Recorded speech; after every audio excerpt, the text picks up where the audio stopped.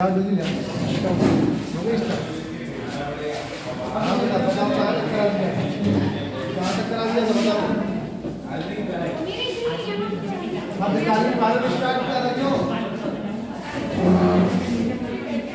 जल्दी बैठ जाओ जल्दी।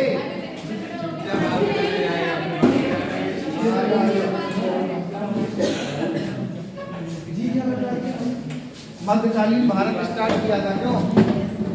चलो बताओ, मध्यकालीन भारत का प्रारंभ कब से माना जाता है? 712 से। कब से माना जाता है? 712 से। बताओ, जो मध्यकालीन भारत से किसके आक्रमण प्रारंभ होंगे? मुस्लिम आक्रमणकारी होंगे। किसके प्रारंभ होंगे? मुस्लिम आक्रमणकारी होंगे।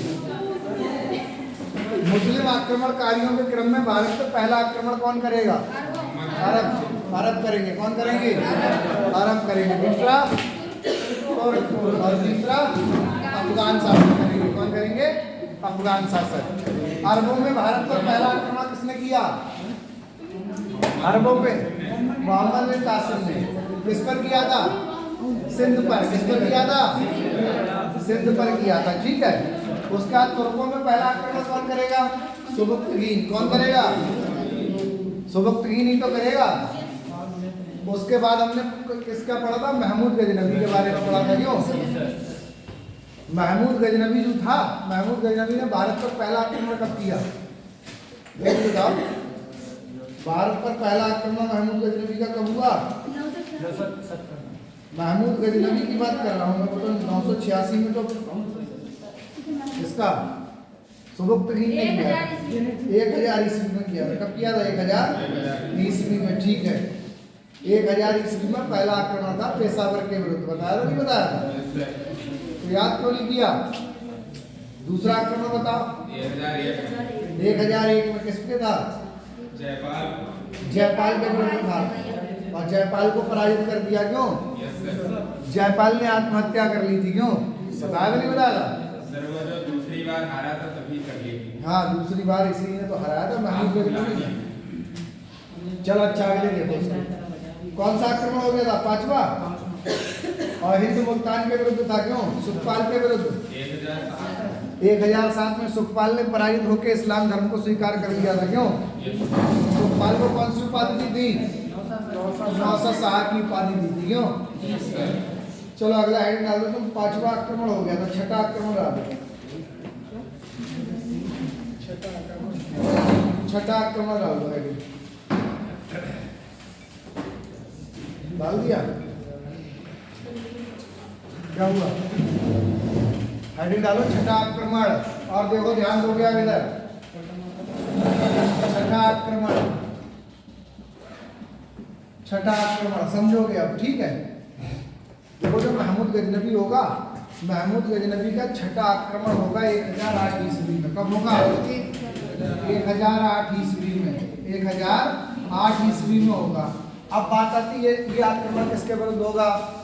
तो ये आक्रमण होगा एक स्थान होगा जिसका नाम था नगरकोट। क्या था? नगरकोट। ठीक है। नगरकोट पर आक्रमण करेगा। और ये नगरकोट कहाँ पड़ता है? हिमाचल प्रदेश में कांगड़ा है एक जगह। ठीक है। वहां पे पड़ता है। हिमाचल प्रदेश में कांगड़ा में पड़ता है। ये HP के कांगड़ा में पड़ता है। कहाँ पर पड़ता है? कांगड़ा में। ठीक है। यहाँ पर एक प्रसिद्ध मंदिर है जिसका नाम है ज्वाला देवी मंदिर। क्या नाम है? ज्वाला देवी मंदिर। ठीक है। इस मंदिर पर आक्रमण होगा। ठीक है। नेपाल के नगरकोट पर। यहाँ का जो राजा होगा उसका नाम होगा आनंदपाल। क्या नाम होगा? आनंदपाल। यानी कि आनंदपाल के विरुद्ध होगा। किसके विरुद्ध होगा? आनंदपाल के विरुद्ध। और इसमें भी किसकी पराजय होगी? आनंदपाल को पराजित कर देगा महमूद गजनवी। आनंदपाल को पराजित कर देगा। ठीक है। लिखो ये आक्रमण 1008 ईस्वी में। 1008 ईस्वी में ये आक्रमण 1008 ईस्वी में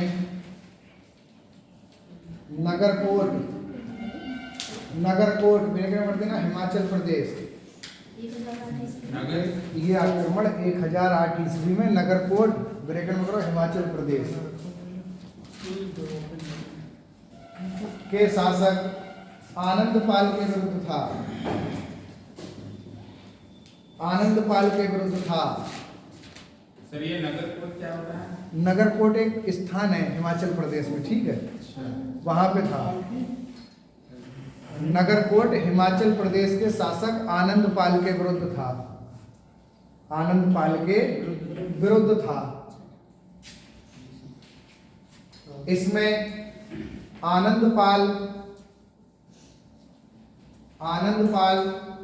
को महमूद गजनबी ने पराजित कर दिया।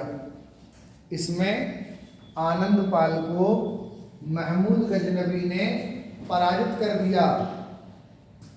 आनंदपाल को महमूद गजनबी ने पराजित कर दिया। आनंदपाल को महमूद गजनबी ने पराजित कर दिया। अब ध्यान दो, इधर देखो, ये जो ज्वाला देवी मंदिर था नगरकोट का, इस ज्वाला देवी मंदिर की मूर्तियों को तोड़ दिया गया। मूर्तियों को तोड़ा गया, ठीक है। और यही इस छठे आक्रमण में ही महमूद गजनबी ने बुद्ध सिकन की उपाधि धारण की थी। इसकी उपाधियां लिखवाई थी स्टार्टिंग में, बुद्ध सिकन या मूर्ति भंजक की उपाधि धारण की। मूर्ति भंजक की उपाधि, मूर्ति भंजक की उपाधि धारण करेगा। ये बुद्ध सिकन या मूर्ति भंजक की उपाधि धारण करेगा। बुद्ध सिकन का मतलब होता है मूर्तियों का विनाश करने वाला। और ये महमूद गजनबी की मूर्तिवाद के विरुद्ध पहली विजय थी। मूर्तिवाद के विरुद्ध प्रथम विजय बताया जाता है। प्रथम विजय, मूर्तिवाद के विरुद्ध प्रथम विजय इसे बताया जाता है महमूद गजनबी की, ठीक है। तो देखो, इस आक्रमण के दौरान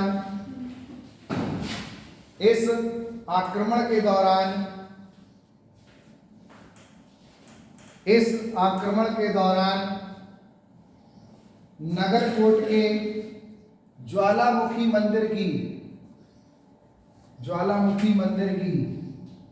नगरकोट के ज्वालामुखी मंदिर की मूर्तियों को तोड़ दिया गया। नगरकोट के ज्वालामुखी मंदिर की मूर्तियों को तोड़ दिया गया। व महमूद गजनबी ने बुद्ध सिकन या मूर्ति भंजक की उपाधि धारण की। वह महमूद गजनबी ने बुद्ध सिकन या मूर्ति भंजक की उपाधि धारण की। बुद्ध सिकन या मूर्ति भंजक की उपाधि धारण की। ये मूर्तिवाद के विरुद्ध, देखो, बुद्ध सिकन या मूर्ति भंजक की उपाधि धारण की। ये मूर्तिवाद के विरुद्ध महमूद गजनबी की प्रथम विजय थी। मूर्तिवाद के विरुद्ध महमूद गजनबी की प्रथम विजय थी। मूर्तिवाद के विरुद्ध महमूद गजनबी की प्रथम विजय थी।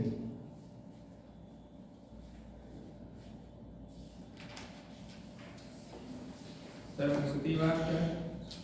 मूर्तिवाद मतलब मूर्तियों का विनाश किया था ना, तो मूर्तिवाद का मतलब जो मूर्तियों की पूजा करते हैं, ठीक है, उनके विरुद्ध पहली विजय बताया गया है।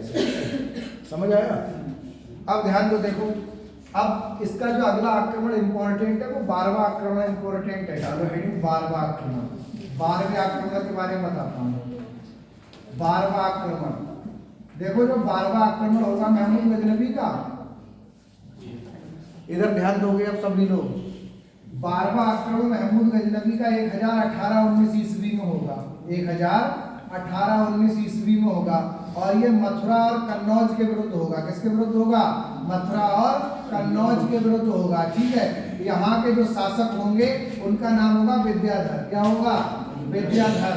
यानी कि मथुरा और कन्नौज के शासक विद्याधर के विरुद्ध था ये आक्रमण।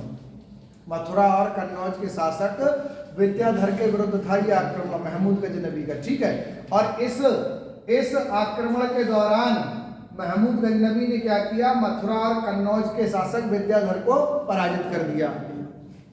पराजित करने के बाद इसका जो इतिहासकार था अल-बरूनी, वो लिखता है कि महमूद ने बताया था ये जो मथुरा था, जब इसने मथुरा पे आक्रमण किया था तो मथुरा तुम्हें पता है धार्मिक केंद्र है नहीं है? बताओ किससे संबंधित है मथुरा? श्री कृष्ण से संबंधित है। किससे संबंधित है? श्री कृष्ण की जन्मभूमि माना जाता है मथुरा। क्यों? तो यानी कि ये धार्मिक केंद्र था और मथुरा बताते हैं बहुत ही सजा हुआ था। बिल्कुल मथुरा किसके समान लग रहा था? स्वर्ग के समान लग रहा था। किसके समान? स्वर्ग के समान लग रहा था उस समय। ठीक है, तो महमूद गजनबी जब मथुरा आया तो इतिहासकार अल-बरूनी बताता है कि महमूद गजनबी ने यहाँ पर ये मथुरा देखा और वो बहुत प्रसन्न हुआ, खुश हुआ देख के, उसे बिल्कुल ये स्वर्ग के समान लगा। तभी अल-बरूनी ने लिखा है कि महमूद ने भारत में एक ऐसा शहर देखा जिसका वैभव स्वर्ग के समान था, और वो कौन था? मथुरा था। महमूद ने भारत में एक ऐसा शहर देखा जिसका वैभव स्वर्ग के समान था, और वो कौन बताया? उसने मथुरा बताया, और अल-बरूनी ने अपनी पुस्तक में लिख दिया था। ठीक है, चलो लिखो, हेडिंग डाल दो 12वां आक्रमण और डैश करके लिखो। ये आक्रमण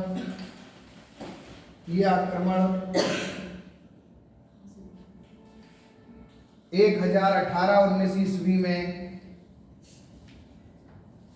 1018-19 ईस्वी में मथुरा और कन्नौज के शासक 1018-19 ईस्वी में मथुरा और कन्नौज के शासक विद्याधर के विरुद्ध था।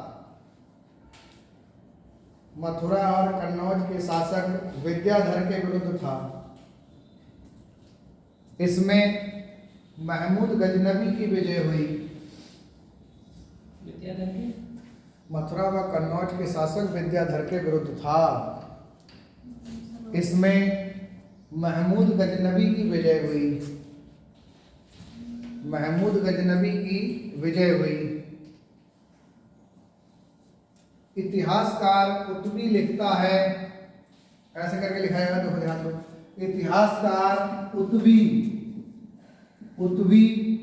लिखता है, इतिहासकार कुतुबी लिखता है कि महमूद ने, इतिहासकार कुतुबी लिखता है कि महमूद ने भारत में एक ऐसा शहर देखा। महमूद ने भारत में एक ऐसा शहर देखा जिसका वैभव स्वर्ग के समान था। महमूद ने भारत में एक ऐसा शहर देखा जिसका वैभव स्वर्ग के समान था, जो मथुरा बताया गया है। महमूद ने भारत में एक ऐसा शहर देखा जिसका वैभव स्वर्ग के समान था, जो मथुरा बताया गया है। जो मथुरा बताया गया है। सर अभी आपने कहा था अल-बरूनी, अरे वो गलती से बोल दिया था, उतबी था। ठीक है, कोई दिक्कत नहीं, हो याद आ गया वो, कोई दिक्कत नहीं, हो जाता है। फिलहाल उतबी था। कौन था वो? उतबी। ठीक है,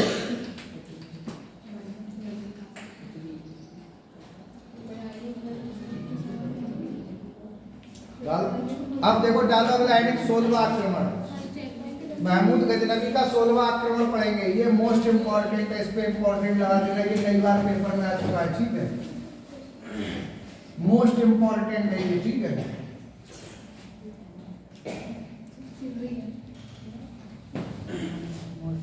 सोलहवां आक्रमण हेडिंग डाल दो। चलो ध्यान दोगे इधर, 16वां आक्रमण डाल दिया। 16वां आक्रमण आप समझोगे पहले। 16वां आक्रमण देखो, महमूद गजनबी का जो 16वां आक्रमण है वो 1025 ईस्वी में होगा। कब होगा? 1025 ईस्वी में। 1025 ईस्वी में। ठीक है, महमूद गजनबी का भारत पर 16वां आक्रमण 1025 ईस्वी में होगा। और ये आक्रमण किस पर होगा? तो ये गुजरात में, मैंने बताया था तुम्हें, सौराष्ट्र है। क्या है? गुजरात में एक स्थान है जिसका नाम है सौराष्ट्र। सौराष्ट्र। ठीक है, ये सौराष्ट्र के शासक थे, सोलंकी वंश के शासक थे। कौन थे? सोलंकी वंश के। सोलंकी वंश के शासक भीम प्रथम के विरुद्ध था। किसके विरुद्ध था? भीम प्रथम के विरुद्ध था। भीम प्रथम इनके विरुद्ध था, भीम प्रथम के विरुद्ध था। गुजरात के सोलंकी वंश के शासक भीम प्रथम के विरुद्ध था इसका ये आक्रमण, ठीक है। और इसी आक्रमण के दौरान महमूद गजनवी ने किसे लूटा था? सौराष्ट्र में एक मंदिर है जिसका नाम है सोमनाथ का मंदिर। सोमनाथ का मंदिर है, कौन सा मंदिर? सोमनाथ का मंदिर। इस आक्रमण के दौरान महमूद गजनवी ने सोमनाथ के मंदिर को लूटा था, समझ गए? सोमनाथ के मंदिर में, क्योंकि इसने आक्रमण इसी उद्देश्य से किया था, इसे बताया गया था कि गुजरात में एक जगह है सौराष्ट्र और वहां पर एक मंदिर है सोमनाथ, उसमें बहुत अथाह धन है, उस पर आक्रमण करो तो तुम्हें फायदा होगा, ठीक है। तो ये आएगा, लेकिन यहाँ पर क्या था? एक चमत्कार बताया जा रहा था। चमत्कार क्या था? यहाँ पे बताते हैं जो मूर्ति थी वो हवा में थी लटकी हुई, हवा में लटकी हुई थी मूर्ति, समझ रहे हो? नीचे भी कुछ नहीं था, इधर उधर सब में कहीं कुछ नहीं था, हवा में। तो लोग चमत्कार समझते थे, डरते थे लोग। अब महमूद गजनवी जब भारत में आया और सोमनाथ के मंदिर पर आक्रमण किया तो इसे बताया गया कि वहाँ ऐसा है, ठीक है। तो ये भी डरा, इसने सोचा यार कहीं वास्तविकता तो नहीं है, पता लगे हम जाए आक्रमण करने और भगवान हमारा काम तमाम कर दे, क्यों? तो इसने पहले अपने सेनापति को भेजा मंदिर, ठीक है, कहा जाओ देख के आओगे वास्तव में ये चमत्कार है या खाली अफवाह है, भ्रम है। तो वो सेनापति आएगा और वो मंदिर में प्रवेश करेगा, ठीक है, भेष बदल के कैसे भी करके आएगा, ठीक है, मंदिर में प्रवेश कर जाएगा वो, ठीक है। जब वो मंदिर में प्रवेश करेगा तो उसके पास थी लोहे की तलवार। अब वो लोहे की तलवार मूर्ति की ओर खींचने लगेगी, तो वो सेनापति समझ जाएगा कि यार ये क्या है, ये बहुत ही भारी चुंबक जो होते हैं, मैग्नेट से क्या किया गया, इस मूर्ति को बीच में रोका गया, मतलब 4 बड़े बड़े चिंबक, एक ऊपर एक नीचे एक इधर एक उधर ऐसे करके, तो उसका जो गुरुत्वाकर्षण का केंद्र था वो मिडिल में बन गया था, सेंटर पॉइंट, ठीक है। तो क्योंकि वो चारों बराबर अपने आप को मूर्ति को खींच रहे थे अपनी ओर, इसीलिए वो मूर्ति हवा में लटकी हुई थी। तो वो जाके जब महमूद गजनवी को ये सारा किस्सा बताता है तो महमूद गजनवी कहता है चलो कोई बात नहीं, चलते हैं, आक्रमण करेंगे और मंदिर को लूटेंगे, ठीक है। जब मंदिर में पहुंचे तो सेना मंदिर में अगले घुसने से डर रही थी, सेना डर रही थी। तो महमूद गजनवी गया, महमूद गजनवी ने एक मूर्ति को लिया, उठाया और जमीन में पटक दिया, मूर्ति तोड़ दी।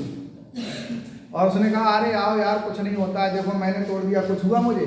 तो अब सेना को दुगने जोश में थी, सेना ने सैनिकों ने उठाई और सारी मूर्तियां तोड़ दी ऐसे करके, ठीक है, क्योंकि उसे क्या लूटना था? खजाना लूटना था, ठीक है। यहाँ से महमूद गजनवी लगभग 20 लाख दीनार की संपत्ति लूट कर ले गया। कितनी? 20 लाख दीनार, 20 लाख दीनार की संपत्ति। ये भारत में अब तक की सबसे, इस लूट में महमूद गजनवी के हाथ अब तक सबसे अधिक संपत्ति लगी, समझ गए? सबसे अधिक धन इसी लूट में महमूद गजनवी के हाथ लगा।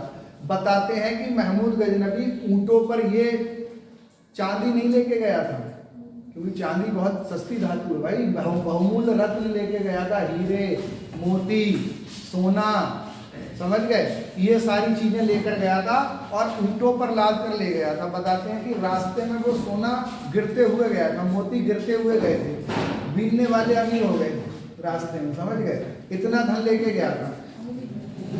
जब लेके जा रहा था, जब लेके जा रहा था तो पता है क्या हुआ? रास्ते में जाटों ने इस पे आक्रमण कर दिया और जाटों ने इससे कुछ धन लूट लिया। तो महमूद गजनवी के पास उस समय धन था, दौलत थी, तो इसलिए उसने जाटों से युद्ध नहीं लड़ा। उसने कहा चलो अभी शांति से निकल चलो, वापस आके इन्हें देखते हैं, तभी फिर जाएगा और फिर वापस आएगा गजनी से। और अब 1027 में फिर से लास्ट 17वां आक्रमण करेगा, वो जाटों के विरुद्ध होगा। केवल इतनी बात के लिए आक्रमण करेगा कि इन्होंने धन लूट लिया था उसका रास्ते से। आएगा 1027 में जाटों को पराजित करेगा, जाटों को पराजित करने के बाद फिर वापस जाता होगा, तभी 1030 में महमूद गजनवी की मृत्यु हो जाएगी, है रास्ते में, रास्ते में मृत्यु हो जाएगी महमूद गजनवी की, ठीक है। तो ऐसे करके 17 बार भारत को लूटा किसने? महमूद गजनवी ने। अब तुम समझ लो गजनी कहाँ पड़ता है? अफगानिस्तान में। गजनी कहाँ पड़ता है? खुरासान। खुरासान अफगानिस्तान में ही तो है। खुरासान से भारत आता था, कितना समय लगेगा? कम से कम 6 महीने का समय लगता था आने में, यानी कि साल भर का समय आने जाने में लगता था। और उसने बताओ 17 बार आया, यानी कि 17 साल वो यात्रा करता रहा। और 17 मतलब बाहर से आता था इतनी दूर से, और यहाँ आके शासक को पराजित करके लूट ले जाता था घर में ही आके, मतलब हमारे घर में आके हमें ही पराजित करके। अब तो मतलब उस रास्ते में आंधी तूफान बारिश कितनी समस्याओं का सामना करके आता होगा। और यहाँ इतने आलसी शासक थे, वो आराम से मौज मस्ती भोग विलास में लगे रहते थे। बाहर के लोग आते तो उन्हें लूट के चले जाते, जबकि घर में लूट के बताओ, समझ गए? व्यवस्थाएं ही नहीं बनाते थे, जागरूक ही नहीं थे। जब कोई एक बार आया होगा, चलो देखो, सारी रास्ता पता चल गई। देखो भारत एक कृषि प्रधान देश है, उसे पता था भारत में हर प्रकार की फसल होती है, पैसा बहुत है, सोना बहुत है, और अंधविश्वास बहुत प्रचलित है, इसलिए मंदिरों में सबसे ज्यादा पैसा था। इसीलिए, नहीं तो उसकी कोई दुश्मनी थोड़ी है, उसे तो धन दौलत चाहिए। अगर मस्जिद में भी मिलता उस समय, अगर इस्लाम धर्म होता, मस्जिद में धन दौलत होता, मस्जिदों को भी लूटता। अरे भाई उसे तो पैसा चाहिए। मैंने तो बताया अरब ये सब रेगिस्तान वाले लोग थे, रेत ही रेत थी, क्या पैसा नहीं था। जीवन जीना है तो उसके लिए पैसा चाहिए होगा, क्यों? तो कुछ भी होता उसे लूटता। और भारत में उस समय सबसे ज्यादा पैसा मंदिरों में ही था, क्योंकि मंदिरों के लिए लोग बहुत दान देते थे, और वो पैसा राजा भी नहीं ले सकता था मंदिर से, इसीलिए मंदिरों में अच्छा पैसा था। इसीलिए वो आके डायरेक्ट मंदिरों को टारगेट करता था। उसे पता था यही ठिकाना है, बैंक है, समझ लो, इसी को लूटो और चले जाओ। इसलिए मंदिरों पे अटैक करता था वो जानबूझ के। मूर्ति को तोड़ता था, जब लूटना था तो मूर्ति मैं बता तो रहा हूँ, देखो चमत्कार था वहां पे। सेना घुसने से डर रही थी, उसने उठाई मूर्ति, पटक दी, उसने कहा देखो कुछ हुआ मुझे बताओ। नहीं सर, उससे तो ऐसे करके सेना, हाँ तो इसीलिए तो पहले मूर्तियां, अटैक ही खाया, उसमें भी तो यही। हाँ तो इसीलिए तो मूर्तियां तोड़ता था। मान लो किसी भी धर्म का हुआ कोई भी, तुम भी डरोगे, सोचोगे यार कहीं वास्तविकता है तो कहीं मुझे कुछ ना हो जाए। हर व्यक्ति डरता है भाई, जो इंसान सीधा सच्चा है वो नहीं करेगा ऐसा।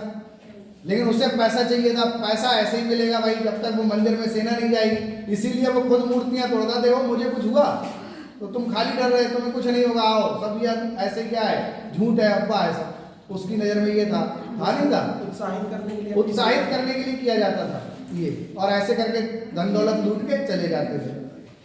नहीं तो अगर ये मान्यता रहती लोग डरते रहते, कौन घुसता मंदिर में? कोई नहीं घुसता, क्यों?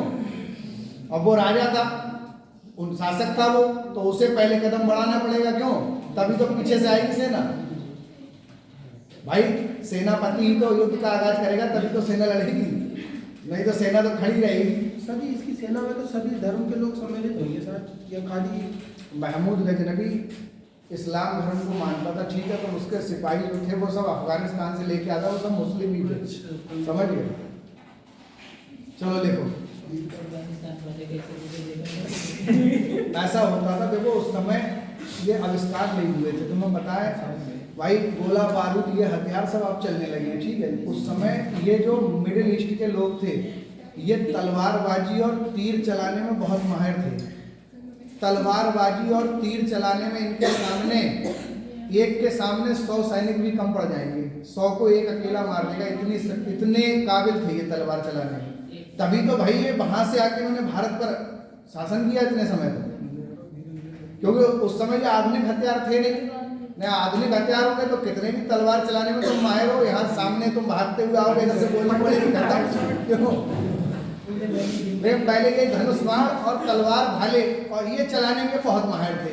पूरे जीवन की चलो लिखो, लिखो बात बंद करो, बोले देखो, ये आक्रमण 1025 ईस्वी में, ये आक्रमण 1025 ईस्वी में, ये आक्रमण 1025 ईस्वी में गुजरात के सोलंकी वंश, गुजरात के सोलंकी वंश के, गुजरात के सोलंकी वंश के, गुजरात के सोलंकी वंश के सौराष्ट्र के शासक, सौराष्ट्र के शासक, सौराष्ट्र के शासक भीम प्रथम के विरुद्ध था, भीम प्रथम के विरुद्ध था, भीम प्रथम के विरुद्ध था, भीम प्रथम के विरुद्ध था। इस अभियान के दौरान महमूद गजनबी ने सोमनाथ के मंदिर को लूटा। इस अभियान के दौरान महमूद गजनबी ने सोमनाथ के मंदिर को लूटा। सोमनाथ के मंदिर को लूटा। सोमनाथ के मंदिर को लूटा।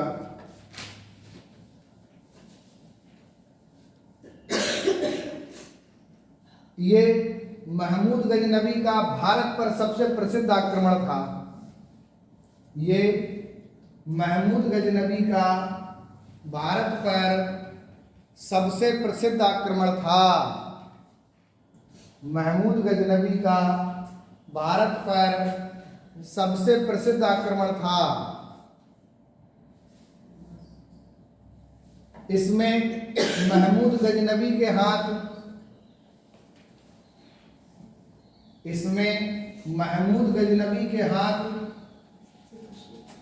सबसे प्रसिद्ध आक्रमण था।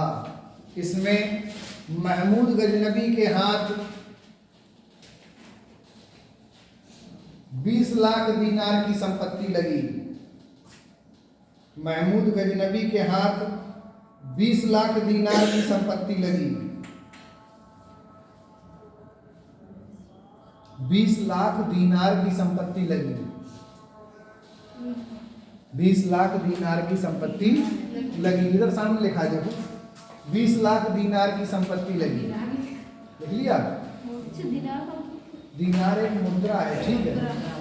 और ये चलती है तुम्हारी अफगानिस्तान साइड में ना, अफगानिस्तान में तो रुपया चलता है, सॉरी कुवैत में चलता है इस समय।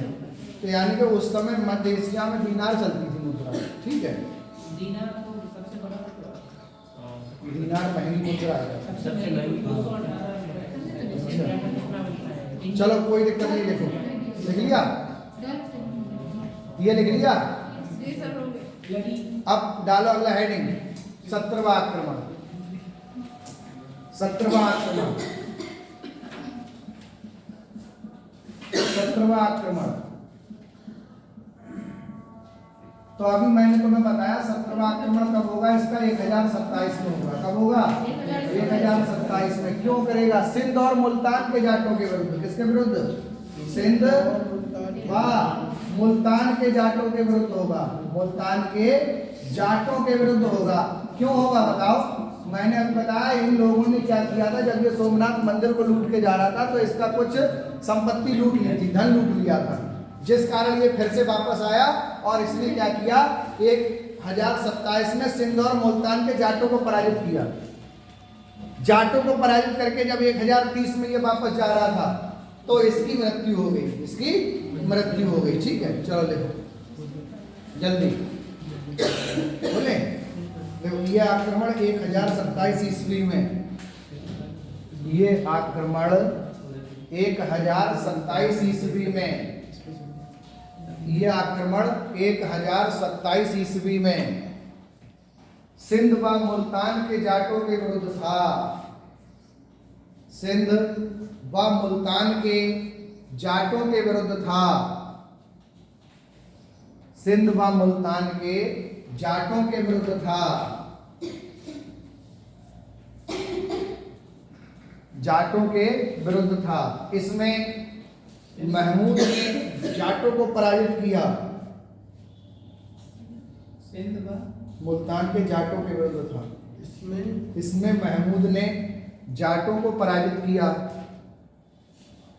तथा वापस लौटते समय जाटों को पराजित किया तथा वापस लौटते समय 1030 ईस्वी में इसकी मृत्यु हो गई। वापस लौटते समय 1030 ईस्वी में इसकी मृत्यु हो गई। वापस लौटते समय 1030 ईस्वी में इसकी मृत्यु हो गई। मृत्यु बताते हैं, जाटों में खोखर जनजाति होती है। खोखर जनजाति के लोगों ने इस पर अटैक कर दिया था जब ये जा रहा था, ठीक है, और उसने इसकी हत्या कर दी है। खोखर जनजाति का कोई जाट था, ठीक है, वो रास्ते में घात लगा के बैठा हुआ था और उसने महमूद गजनवी की हत्या कर दी। ठीक है, तो ये सर जो ले जा रहा था वापस से सोना या जो भी, तो उन्होंने ये इस समय सोना लूट के थोड़ी ले जा रहा था, जो सोमनाथ मंदिर से लूट के ले गया था ना। अभी तो जाटों को हराने आया था केवल, बदला लेने आया था। समझ गए। और वापस लौटते समय खोखर जनजाति में कोई जाट था, उसने जंगल में छिप गया था, वो उसने तलवार से वार किया और महमूद गजनवी की हत्या कर दी। ठीक, 1030 में सर पदर जन्म है इसका। 1030 में खात्मा कर दिया महमूद गजनवी का। अगला हेडिंग डाल दो, खोखर जनजाति में कोई जाट था, उसका नाम नहीं मिलता है। ठीक है, उसने हत्या की थी महमूद गजनवी की, सिंदौर मुल्तान वाले क्षेत्र में हत्या हुई थी। ठीक है, फिलहाल तुम बस इतना याद रखो 1030 में मारा गया है। ठीक है, बता तो दिया तलवार, बता दो क्या हुआ। मतलब 1 दीनार 292 रुपए। हाँ, ये बहुत महंगी मुद्रा, सबसे महंगी है पूरे विश्व में मुद्रा दीनार। ठीक है, चलो आप ध्यान दोगे इधर, डालो महमूद गजनवी के दरबारी कवि।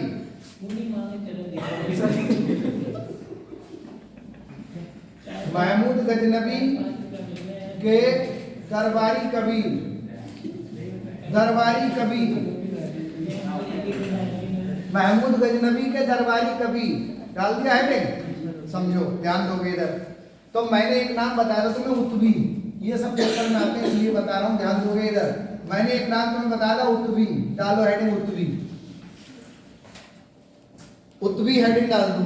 समझो, देखो इनकी पुस्तकें बहुत इंपॉर्टेंट है जो पेपर में आती है। ठीक है, देखो मैंने तुम्हें बता दिया, जो उत्बी था, उत्बी जो था वो महमूद गजनवी का शाही इतिहासकार था। कौन था ये? शाही इतिहासकार था। यानी कि महमूद गजनवी के समय में जो भी घटनाएं घटित हो रही हैं वो सब उत्बी अपनी पुस्तकों में लिख रहा है। ठीक है, और इसकी उत्बी की जो पुस्तक थी, पुस्तक का नाम पूछे क्या था, तो उत्बी की पुस्तक थी किताब उल यामिनी या तारीख उल यामिनी। किताब उल यामिनी,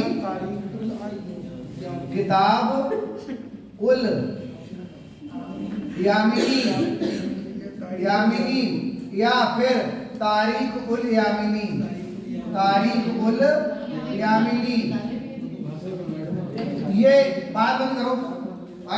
इनकी भाषा फारसी थी। ठीक है, फारसी भाषा में लिखी हुई है ये पुस्तक। तो ये पुस्तक किसने लिखी? ये पुस्तक उत्बी ने लिखी और इससे महमूद गजनवी के इतिहास की जानकारी मिलती है। ठीक है भाई, इतिहास तो पुस्तकों से ही मिला है। देखकर पता कैसे चला महमूद गजनवी इतनी बार आया, इतनी बार लूटा भारत को, तो ये सब इतिहासकारों ने ये सब किताबें लिखी, उन्हीं से ये सब लिखा है। अब जो वर्तमान में इतिहासकार हैं उन्होंने पढ़ पढ़ के अपनी बुक्स बनाई हैं, उनमें लिख दिया जो इम्पोर्टेंट चीजें। ठीक है, चलो लिखो, ये महमूद गजनवी का शाही इतिहासकार था। महमूद गजनवी का शाही इतिहासकार था, शाही इतिहासकार था। इसकी पुस्तक का नाम किताब उल यामिनी या तारीख उल यामिनी है। महमूद गजनवी का शाही इतिहासकार था। इसकी पुस्तक का नाम किताब उल यामिनी या तारीख उल यामिनी है, तारीख उल यामिनी है।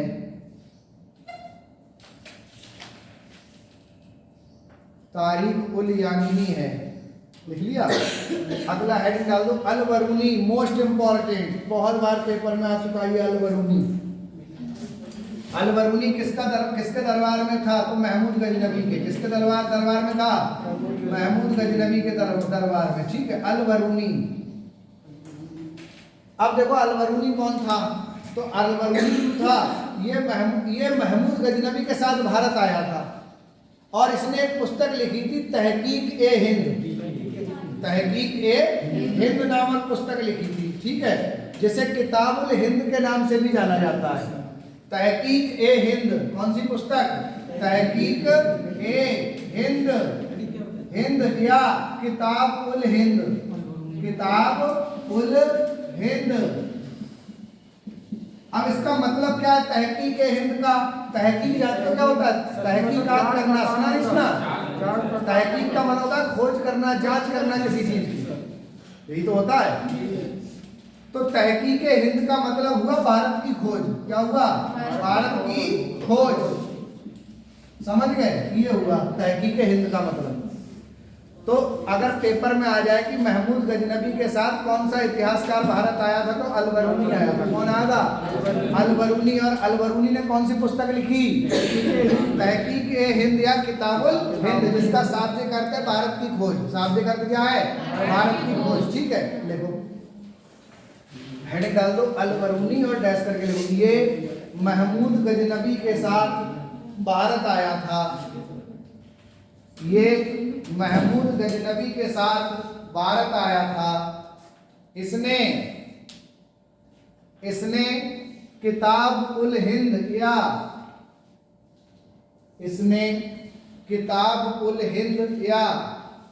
तहकीक ए हिंद नामक पुस्तक लिखी है। इसने किताब उल हिंद या तहकीक ए हिंद नामक पुस्तक लिखी है। तहकीक ए हिंद नामक पुस्तक लिखी है, जिसका शाब्दिक अर्थ है भारत की खोज। जिसका शाब्दिक अर्थ है भारत की खोज।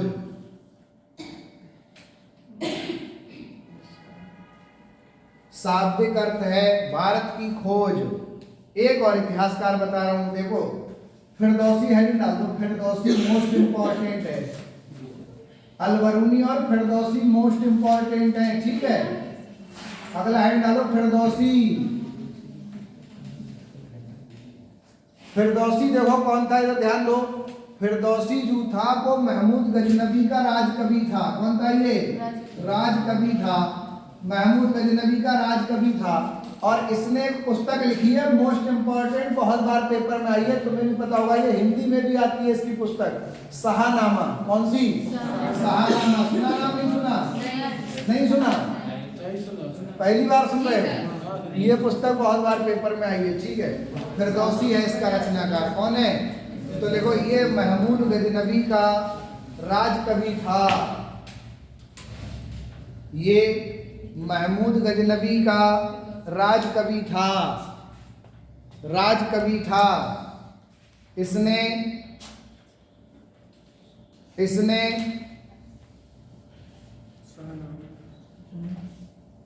शाहनामा नामक ग्रंथ लिखा है।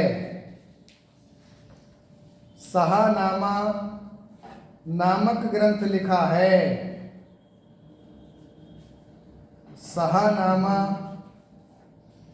नामक ग्रंथ लिखा है। शाहनामा नामक ग्रंथ लिखा है। ये लो तुम अनुराग, यहाँ पे डेट डालो और वैसे ही लाइनें खींच दो और बना दो वो। ठीक है, अब मैं समझाऊंगा तब तक। ठीक है, तुम बनाओ इसे। आज डेट डालो 29 तारीख है आज। क्यों? हाँ 29 ही तो है आज। सही है सर, मैंने कहीं पे देखा था कि जो महमूद गजनबी था उसकी मृत्यु तपेदिक से हुई थी 30 अप्रैल 1030 को। तपेदिक से? हाँ सर, लंबी बीमारी के कारण 1030 में।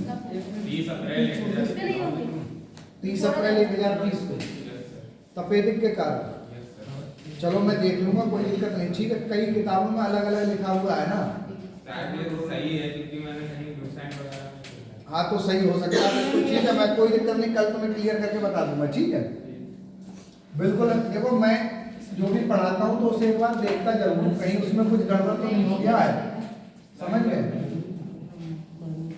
तो मैं अगले दिन से सही जरूर करा देता हूँ। ठीक है, तपेदिक के कारण 1030 ईस्वी में। चलो कोई दिक्कत नहीं, मैं देख के बताता हूँ। ठीक है, चलो ध्यान दो। अब महमूद गजनबी हो गया।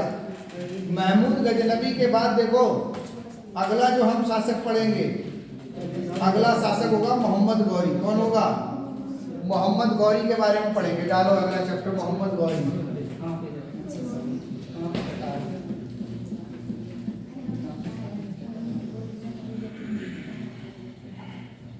मोहम्मद गौरी।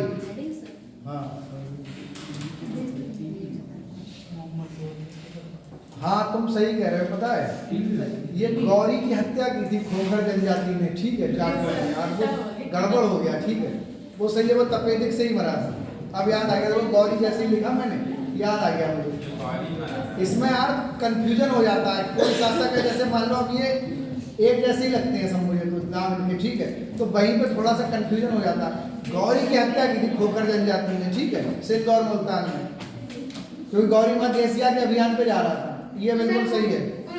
तो उसमें मैंने नहीं 1030 ही लिखवाया, सही तो लिखवाया, डेट तो सही है, डेट मैंने वो लिखवाया नहीं उसको, ये था गौरी को मारा था खोखर जनजाति के जाटों ने, ठीक है, क्लियर है बिल्कुल, अब सही है, कोई दिक्कत नहीं, याद आ गया देखो मुझे अभी। एक तो हिस्ट्री है बहुत ना, इतना दिमाग में रख पाना तुम सोचो कितनी बड़ी बात है, फिर भी ये है कि कोई दिक्कत नहीं, आ जाता है याद। मैं फिलहाल तुम्हारा गलत नहीं होगा, कुछ भी सही करा देता हूँ, कोई दिक्कत नहीं, ठीक है। चलो ध्यान दो, अब देखो गौरी के बारे में पढ़ेंगे, गौरी के बारे में पढ़ेंगे, बात बंद कर दो, ध्यान दोगे इधर, इंपॉर्टेंट है गौरी भी, ठीक है। अब देखो ये भी अफगानिस्तान से ही होगा, कहां से होगा? अफगानिस्तान। देखो अफगानिस्तान जो था,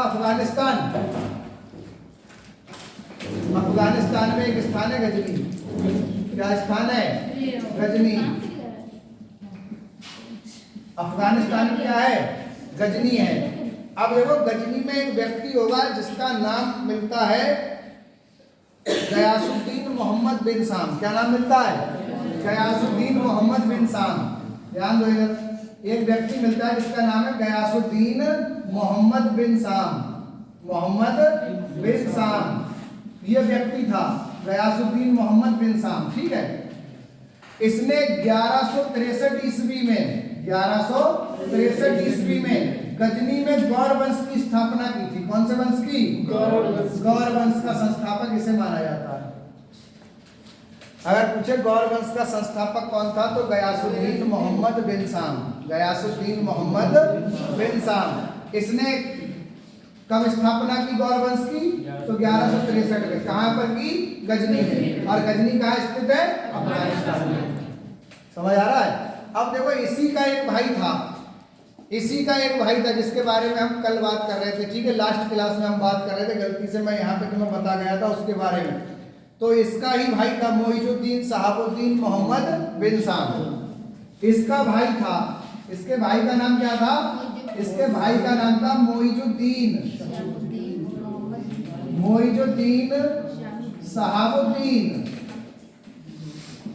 शहाबुद्दीन मोहम्मद बिन साम। मोहम्मद बिन साम, मोइजुद्दीन शहाबुद्दीन मोहम्मद बिन साम इसके भाई का नाम था। और यही व्यक्ति आगे चल के किस नाम से प्रसिद्ध हुआ? गौरी के नाम से प्रसिद्ध हुआ। यानी कि ये नाम किसका था? मोहम्मद गौरी का नाम था। ये मोहम्मद गौरी किस वंश से संबंधित था? गौर वंश। गौर वंश का उदय कहाँ हुआ था? गजनी में। कब हुआ था? 1163 में। गौर वंश का संस्थापक किसे माना जाता है? गयासुद्दीन मोहम्मद बिन साम। सही है? चलो देखो इतना बोले। अरे गौरी चैप्टर है अगला, गौरी डालो और देखो मोहम्मद गौरी अफगानिस्तान के, मोहम्मद गौरी अफगानिस्तान के गौर वंश से संबंधित था। मोहम्मद गौरी अफगानिस्तान के गौर वंश से संबंधित था। गौर वंश से संबंधित था। अफगानिस्तान के गौर वंश से संबंधित था। गौर वंश की स्थापना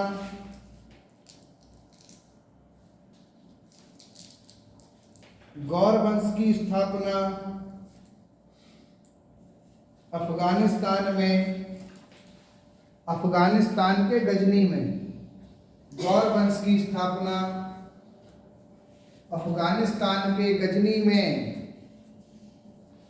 अफगानिस्तान के गजनी में मोहम्मद गौरी के द्वारा की। वो गौर वंश की स्थापना अफगानिस्तान के गजनी में गयासुद्दीन मोहम्मद बिन साम के द्वारा की गई थी। जो गौर वंश की स्थापना अफगानिस्तान के गजनी में गयासुद्दीन मोहम्मद बिन साम के द्वारा की गई थी। गयासुद्दीन मोहम्मद बिन साम के द्वारा की गई थी।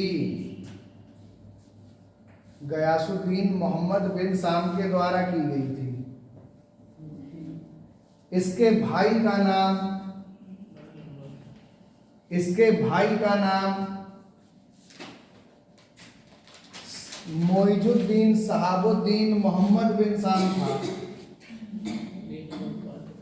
देखो, इसके भाई का नाम मोइजुद्दीन सहाबुद्दीन मोहम्मद बिन साम था। मोइजुद्दीन सहाबुद्दीन मोहम्मद बिन साम था।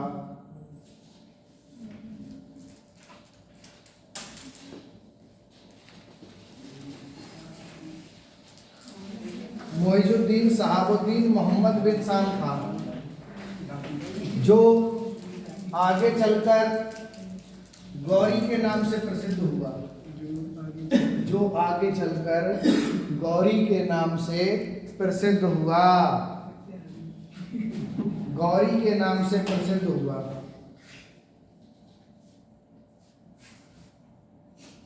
देखिए, चलो देखो, डालो अगला लाइन, गौरी के भारत पर आक्रमण। गौरी के भारत पर आक्रमण, क्योंकि अफगान शासक पढ़ रहे हैं ना हम अभी, क्यों भारत पर आक्रमण, तुर्क आक्रमण ही तो पढ़ रहे हैं अभी हम। गौरी के भारत पर आक्रमण, भारत के चलते आक्रमण करा, भारत के किसी नहीं करा, सुनते रह रहा है। मैंने तुम्हें बताया भारत बहुत ही संपन्न था। भारत में हर, क्योंकि कृषि प्रधान देश होने के कारण हर प्रकार की फसल हो जाती थी। तो हर प्रकार की फसल हो जाती थी, तो भारत का सभी क्षेत्रों में सभी देशों से व्यापार चलता था। तो पैसा धन दौलत बहुत था भारत में, सोने की चिड़िया ऐसे थोड़ी बोला जाता। तो अब ये आसपास के जो रेतीले देश थे उनमें पैसे की कमी थी, वो बहुत गरीब थे, उनकी स्थितियां बहुत खराब थी। अब भाई जीवन जीने के लिए खाना चाहिए होगा, खाने के लिए क्या चाहिए होगा, संसाधन, पैसा। पैसे के बिना कुछ नहीं हो पाएगा, क्यों? तो इन्हें पैसे की आवश्यकता रहती थी, इसीलिए दूसरे देशों को लूटते थे। भारत के लोग सीधे साधे थे, तो ये सोचते थे कि भारत ही चलो, पैसा बहुत है, तो आके लूटते थे। लग जाए तो क्या होगा? सीधे बैठो, नहीं फिट जाओगे, बताऊंगा। सही कह रहा था। चलो इधर ध्यान दो, इधर गौरी के भारत पर आक्रमण डाल दिए।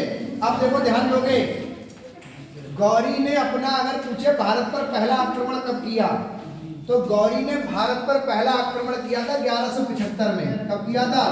1175 में। ध्यान दो इधर, इधर समझा रहे, इधर ध्यान दे लो। गर्दन दबा दी गई। सर इनकी दवाई पैर फेंक रही है हमारे पास। क्यों? सर नहीं देखा, मुझे पहले नहीं पता। मैंने कहा तुम आ जाओ, मैंने तुम्हें क्यों बुला रही हो उससे? बोल वैसे तुमसे इसलिए बैठी है, वो कह रही है ये लोग बोल रहे हैं। मार दिया मेरे। अब कहां मुझे लग रहा है सर की दिक्कत होगी, पहले ये सोचो। चलो अब बात मत करो, इधर ध्यान दो। गौरी ने अपना भारत पर पहला आक्रमण किया था 1175 में। अब देखो 1175 में ये सिंध और मुल्तान पर आक्रमण करेगा। किस पर आक्रमण करेगा? सिंध और मुल्तान। सिंध और मुल्तान पर आक्रमण करेगा। और 1175 में यहाँ पर एक इस्माइली शासक थे कोई, ठीक है, इस्माइली जनजाति थी कोई। शासकों के विरुद्ध, शासक का नाम नहीं मिलता है, इस्माइली शासकों के विरुद्ध इसका आक्रमण होगा, ठीक है। पहला मतलब मुस्लिम ही थे ये, सिंध और मुल्तान में जो शासन कर रहे थे। तो गौरी सबसे पहले इन पर आक्रमण करेगा, इन्हें पराजित करेगा।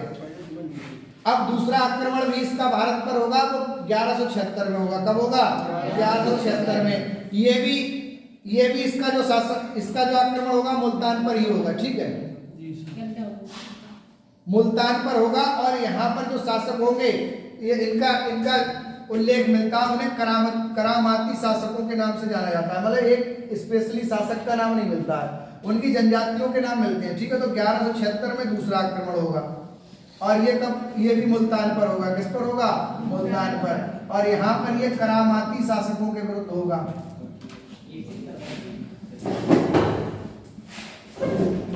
और ये दोनों इसके जो आक्रमण रहेंगे, ये दोनों इसके सफल आक्रमण होंगे। कैसे आक्रमण होंगे?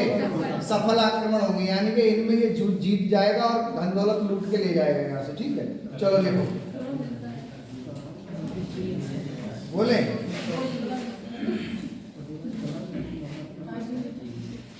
देखो महमूद गजनवी ने नहीं अभी नहीं हुए हमारे सर ये मोहम्मद वो सॉरी मोहम्मद गौरी ने गजनवी पढ़ा रहे थे ना, तो वही निकल रहा था समझो। जो खरीद करते करती है हेडिंग डाल दो गौरी के भारत पर आक्रमण, और देखो डाल दिया। गौरी ने भारत पर पहला आक्रमण 1175 ईस्वी में 1175 ईस्वी में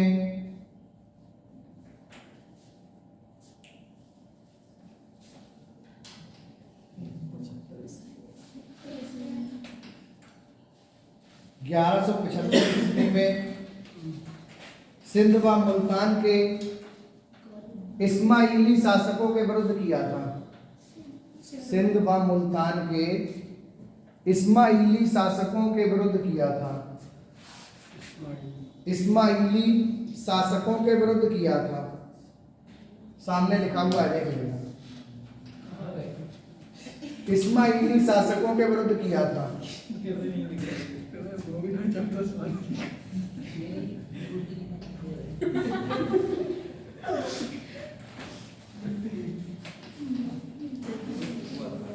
तथा दूसरा आक्रमण 1176 ईस्वी में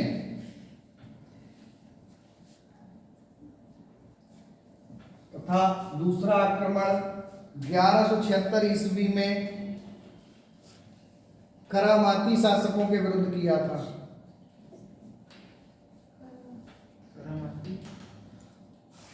ये सामने लिखा हुआ है, करामाती शासकों के विरुद्ध किया था। करामाती शासकों के विरुद्ध किया था। ये दोनों इसके सफल आक्रमण थे। ये दोनों इसके सफल आक्रमण थे। देखो ये भी आया, इसने भी सिंध मुल्तान पे किया। महमूद गजनवी आया, वो भी सिंध मुल्तान। क्यों? जो भी आ रहा तो कहीं, इसीलिए मैंने बताया ये स्थलीय मार्ग था, यहाँ से आने का रास्ता था भारत में। तो भाई जब कहीं घुसोगे तो पहले जो गेट पे लोग होंगे उन्हें तो मारोगे, इसीलिए हर कोई यही पे आक्रमण करता था सबसे पहले। नहीं तो अंदर प्रवेश कैसे करोगे फिर? भाई सामने जो लोग पड़ेंगे उनसे तो होगा नहीं होगा। जब कहीं दूसरी नई जगह पे जा रहे हो, किसी की सीमा में प्रवेश करोगे तो सीमा पे जो जनजातियां होंगी, जो शासक होंगे, उनसे युद्ध लड़ना पड़ेगा, तभी अगले बढ़ सकते हो। क्यों? समझ गए? अब देखो डालो अगला हेडिंग, गौरी की प्रथम पराजय। गौरी की प्रथम पराजय। अब भारत में इसकी पराजय होगी ना, हार होगी। देखो कब होगी? तराइन के युद्ध में। इसका नाम सर किसने रखा? गौरी। इसका नाम किसने रखा? गौरी। इसके माता पिता ने रखा होगा, और कौन रखेगा? गौरी। और क्या? गौरी तो सब लड़कियों का नाम होता है। कोई मोहम्मद गौरी मतलब अरे ये भाई अफगानिस्तान में इसका भी कोई ना कोई मतलब होगा ना, इस शब्द का, है नहीं? अच्छा गौरी का भी हो सकता है, अफगानी मतलब होकर अफगानी में फारसी भाषा में भी सब यूज होता था ना। गौरी या तो खाली गौरी। चलो बात बंद करो। गौरी की प्रथम पराजय हेडिंग डाल दिया। इधर ध्यान दो, निकल जाओगे। चलो देखो ये बात बंद करोगे, अब ध्यान दोगे इधर। गौरी की भारत में प्रथम पराजय बता रहा हूँ। गौरी की भारत में प्रथम पराजय। प्रथम पराजय समझो, देखो ध्यान दोगे इधर। ऐसा हुआ गौरी अब फिर से अगले बढ़ेगा, ठीक है जी सर। और अगले बढ़ेगा तो तुम्हें पता है गुजरात था। गुजरात में सौराष्ट्र अभी हमने पढ़ा नहीं पढ़ा? तो गुजरात में सौराष्ट्र था, ये सौराष्ट्र पे आक्रमण करेगा। देखो ये भी किस पे आक्रमण करने आया है? सौराष्ट्र पे। इसने सोचा कि सौराष्ट्र में सोमनाथ मंदिर है, उसे लूटूंगा। क्यों है? देखो ये भी सौराष्ट्र पे आक्रमण करने आ रहा है। तो गुजरात में सौराष्ट्र पे आक्रमण करेगा, तो यहाँ पर अब सोलंकी वंश का ही शासन था। किसका शासन था? सोलंकी वंश। और सोलंकी वंश के जो शासक थे, अभी मैंने भीम प्रथम पढ़ाए थे, अब भीम द्वितीय होंगे। यहाँ पे कौन होंगे? यानी उसी पीढ़ी का शासन चल रहा है, उस पीढ़ी का दूसरा व्यक्ति शासन कर रहा है यहाँ पे। यानी कि भीम द्वितीय का शासन था। कौन सा? भीम द्वितीय। और भीम द्वितीय को ही मूलराज द्वितीय के नाम से भी जाना जाता है। किस नाम से? मूलराज द्वितीय। इनके विरुद्ध होगा भीम द्वितीय या मूलराज द्वितीय के विरुद्ध होगा। तो इस युद्ध में ये मूलराज द्वितीय क्या करेंगे, ये गौरी को बुरी तरह पराजित करेंगे, बुरी तरह पराजित। ठीक है, पराजित होने के बाद गौरी क्या करेगा, भाग जाएगा फिर से अफगानिस्तान। समझ गए? पृथ्वीराज चौहान नहीं यार, अभी पृथ्वीराज चौहान की मैं बात ही नहीं कर रहा हूँ। पृथ्वीराज चौहान दिल्ली अजमेर के शासक थे, दिल्ली में शासन है भैया, मैं गुजरात की बात कर रहा हूँ। अभी तो मैं पृथ्वीराज चौहान पे पहुंचा ही नहीं हूँ ना, अभी तो मैं इसके जो इस क्रम से आक्रमण आ रहे हैं वो बता रहा हूँ ना, भारत में इसने कहाँ कहाँ पे आक्रमण किए, समझ गए? तो यानी कि ये तीसरा आक्रमण है इसका भारत के, और ये गुजरात के सौराष्ट्र में आक्रमण किया इसने। भीम द्वितीय या मूलराज द्वितीय के विरुद्ध था, और यहाँ पर गौरी को पराजय का सामना करना पड़ेगा, और पराजित होकर गौरी अफगानिस्तान भाग जाएगा। ठीक है, चलो देखो हैंड डाल दी। गौरी की प्रथम पराजय देखो, भारत में गौरी की प्रथम पराजय 1178 ईस्वी में हुई। भारत में गौरी की प्रथम पराजय 1178 ईस्वी में हुई,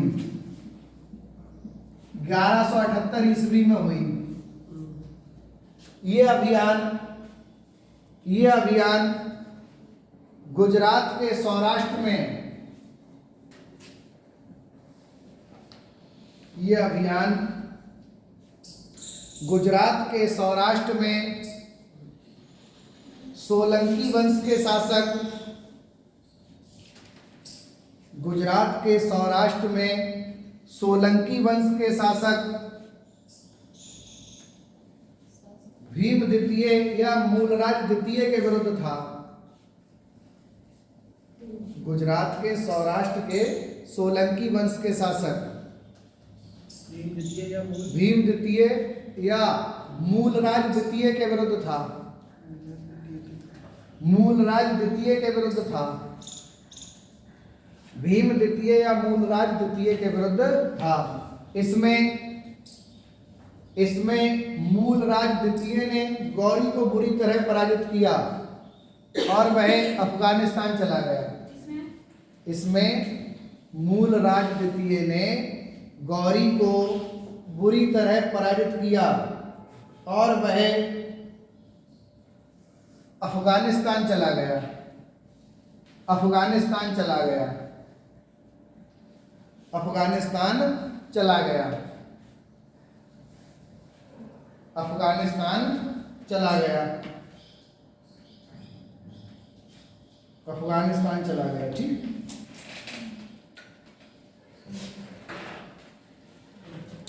तो ये गौरी की भारत में पहली पराजित। अब देखो गौरी जब यहाँ से पराजित होके जाएगा तो अब गौरी भारत आने का सपना छोड़ देगा।